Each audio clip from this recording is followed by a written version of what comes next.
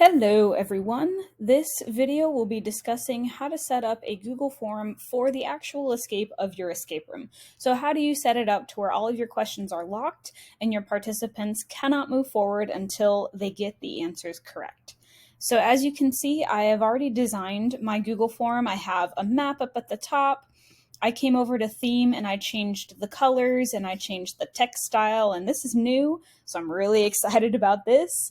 But my form is set up and I've even put all the instructions and questions on here. You'll notice that my Google form is set up in sections. And the reason I choose to do it this way is because I would prefer to have my students see only one question at a time on the screen. So instead of having all three questions, boom, boom, boom, one after the other, they cannot see any other questions until they unlock the question that they're on.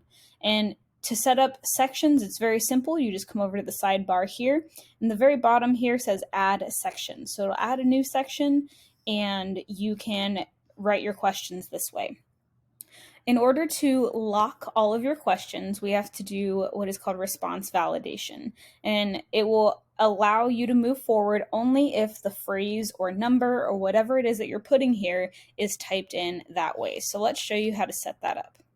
With our third task, it was the clicking on the flowers, and we saw from that our final code is bloom, the word bloom.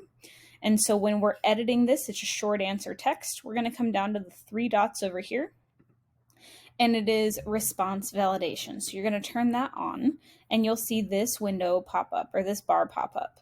Now, it is a text, not a number, so we're going to change it to text. And we want to keep it on contained. So the text has to be what we type here.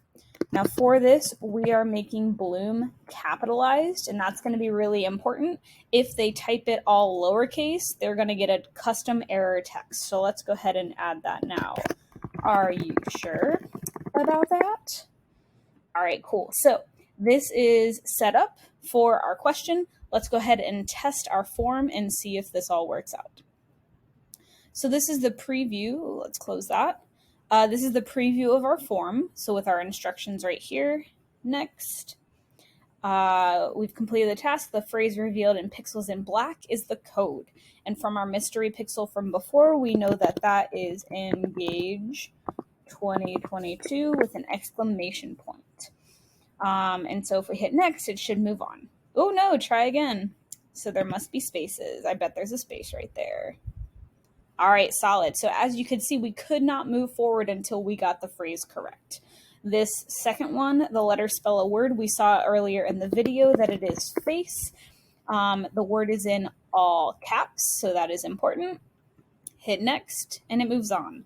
All right, so as we saw before, there is a way to make it to where you can't move forward if you type it in wrong. So let's show it wrong in all lowercase, which we know is not the correct answer.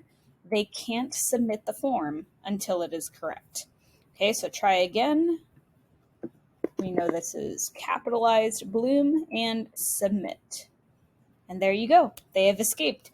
I changed the text at the end to say, congratulations, you've escaped. And this is how you set up a Google form to escape a digital escape room.